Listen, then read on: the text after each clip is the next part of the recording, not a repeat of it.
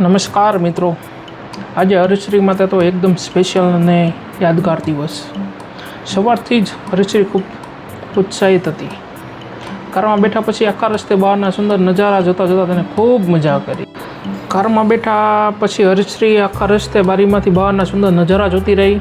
હરિયાળી ખેતરો, દોડતા વાહનો, રસ્તાની બંને બાજુના ઝાડ અને આકાશમાં તરતા વાદળો જોઈને તે ખૂબ જ ખુશ થઈ ગઈ. દરેક નવી જગ્યાએ તેની આંખોમાં ઉત્સુકતા અને ચહેરા પરની નિર્દોષ સ્માઇલ આખા સફરને વધુ યાદગાર બનાવી ગઈ. ત્યાં પહોંચીને હરિશ્રીએ સૌથી પહેલાં તો કોનની મજા લીધી. કોન ખાતા ખાતા વાહ, તેને શું મજા આવી ગઈ. તેને મોલમાં જવાની ખૂબ ઉતાવળ હતી. હરિશ્રીને ખુશી જોવાની જેવી હતી. કારમાં બેસવાની સાથે જ તે વારંવાર પૂછતી હતી મોલ ક્યારે આવશે. રસ્તામાં દરેક મિનિટ એને લાગતી હતી. મોલ દેખાતા જ તેના ચહેરા પર મોટી સ્માઇલ આવી ગઈ. ખુશીથી તે તરત જ અંદર જવા માટે ઉત્સાહિત થઈ ગઈ હતી. મોલમાં પ્રવેશતાને હરિશ્રીની ખુશી બમણી થઈ ગઈ હતી. ચારે બાજુ ઝગમગતી લાઇટ, સુંદર ડેકોરેશન અને મોટી મોટી દુકાનો જોઈને તે એકદમ ખુશ થઈ ગઈ. દરેક શોપમાં જાણે રમકડા, કપડાં, શૂઝ અને રંગી વસ્તુઓ ઉત્સાહથી જોતી હતી. પોતાની મનપસંદ વસ્તુઓ પસંદ કરતી વખતે તેના ચહેરા પરની સ્માઇલ ખરેખર જોવા જેવી હતી. મોલમાં રમકડા જોઈને હરિશ્રીની ખુશીનો પાર રહ્યો નહીં. એક પછી એક રમકડા જોઈને તે લેવા માટે જીદ કરવા લાગી. તેના ચહેરા પરની ક્યુટ એક્સપ્રેશન જોઈને અમે પણ હસી પડ્યા. પછી નાની રાજકુમારીને શોપિંગ ટ્રોલીમાં બેસાડી દીધી. ટ્રોલીમાં બેસીને તે આખા મોલમાં મસ્તી કરતી, આસપાસની દરેક વસ્તુને ઉત્સુકતાથી જોતી અને હસતી રમતી શોપિંગનો પૂરો આનંદ માણતી રહી. નાની નાની જીદ, મીઠી સ્માઇલ અને ખુશીઓથી ભરેલી આ પળો અમારા માટે હંમેશા યાદગાર બની રહે છે. શોપિંગ પછી હરિશ્રીની નજર મોલમાં મળતી અલગ અલગ ફ્લેવરની લસ્સી પર પડી. બસ પછી શું, નાની રાજકુમારીની જીદ શરૂ થઈ ગઈ. મને આ લસ્સી જોઈએ છે. હરિશ્રીની એક નાની વાત સાંભળતા જ આખો દિવસ વધુ ખાસ બની ગયો. તેની પપ્પા, મને આ લસ્સી જોઈએ છે. આખરે તેની મનપસંદ લસ્સી લઈ આપી. પહેલો ઘૂંટડો પીતા જ તેના ચહેરા પર આવેલી ખુશીની સ્માઇલ આખા દિવસની સૌથી મીઠી પળ બની ગઈ. નાની નાની ખુશીઓ જ તો બાળપણને સૌથી સુંદર બનાવે છે. હરિશ્રીએ મોલમાં અલગ અલગ ફ્લેવરની લસ્સી જોઈ અને કહ્યું, પપ્પા, આ પણ મને જોઈએ અને આ પણ. જોતાં જોતાં શોપિંગ ટ્રોલી અલગ અલગ ફ્લેવરની લસ્સીથી ભરાઈ ગઈ. કેરી, સ્ટ્રોબેરી, ચોકલેટ, કેસર, ગુલાબ, જાણે આખી ટ્રોલી જ લસ્સીની દુકાન બની ગઈ હોય. પછી તો હરિશ્રી ટ્રોલીમાં બેઠી બેઠી પોતાની લસ્સીઓ સાથે આખા શોપિંગ મોલમાં મસ્તીના ચક્કર મારતી રહી. જ્યાં ત્યાં લોકો તેની ક્યુટ સ્માઇલ અને ભરેલી ટ્રોલીને જોઈને હસી પડતા. આખરે બધી શોપિંગ પૂરી થઈ ગઈ. ખાલી બિલ જ બનાવવાનું બાકી હતું. પણ હરિશ્રીનો તો મન હજુ ભરાયું નહોતું. મોલમાંથી બહાર જવાનું નામ જ લેતી નહોતી. વારંવાર કહેતી, પપ્પા, હજી થોડું ફરીએ અને હજી શોપિંગ બાકી છે.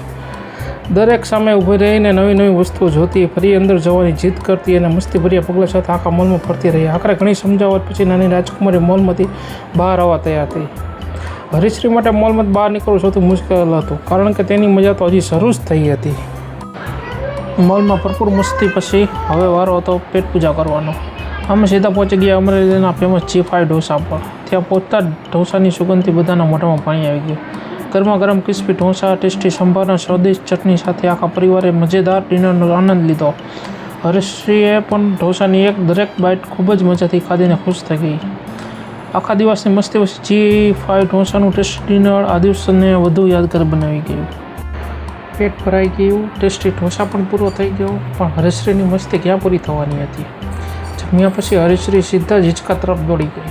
પપ્પા, મને હિંચકો ખાવો છે કહીને ખુશીથી હિંચકા પર બેસી ગઈ. હળવા પવન સાથે હિંચકા ખાતી શ્રી હરિશ્રીના ચહેરા પર નિર્દોષ સ્માઇલ આખા દિવસની સૌથી સુંદર યાદગાર બની ગઈ. શોપિંગ પછી ઢોસા અને ઢોસા પછી હિંચકા. હરિશ્રીની મસ્તીનો તો કોઈ અંત જ નહોતો. હિંચકા ખાઈ લીધા પછી હરિશ્રીનો ઉત્સાહ જરાય ઓછો થયો નહીં. હવે તો તેનો એક પછી એક રાઇડમાં બેસવાની મજા લેવી હતી. સૌથી પહેલાં તેની નજર મિકી માઉસ જમ્પિંગ રાઇડ પર પડી. બસ પછી શું, તરત જ બોલી, પપ્પા, મારે આમાં બેસવું છે. મિકી માઉસ રાઇડમાં બેસતાની સાથે જ હરિશ્રીના ચહેરા પર ખુશીની લહેર ફરી વળી. મિકી માઉસ રાઇડમાં હરિશ્રીની મસ્તી જોઈને બધાના ચહેરા પર પણ સ્માઇલ આવી ગઈ. મિકી માઉસ રાઇડ પૂરી થતાં જ હરિશ્રી તરત જ બીજી જમ્પિંગ રાઇડ તરફ દોડી ગઈ. એક રાઇડથી તેનું મન ક્યાં ભરાવાનું હતું. તે ઉત્સાહથી બોલી, પપ્પા, હવે આમાં બેસવું છે. બીજી જમ્પિંગ રાઇડમાં બેસીને તેને પણ જોરદાર મસ્તી કરી. ઉપરથી નીચે ઉછળતી રાઇડમાં તેની કડકડાટ, હસી, ચહેરા પરની ક્યુટ સ્માઇલ અને આંખોની ચમક જોઈને આખો પરિવાર આનંદથી ભરાઈ ગયો. હરિશ્રી માટે આજે દરેક રાઇડ એક નવું એડવેન્ચર હતી અને દરેક પળ ખુશીઓથી ભરેલી હતી.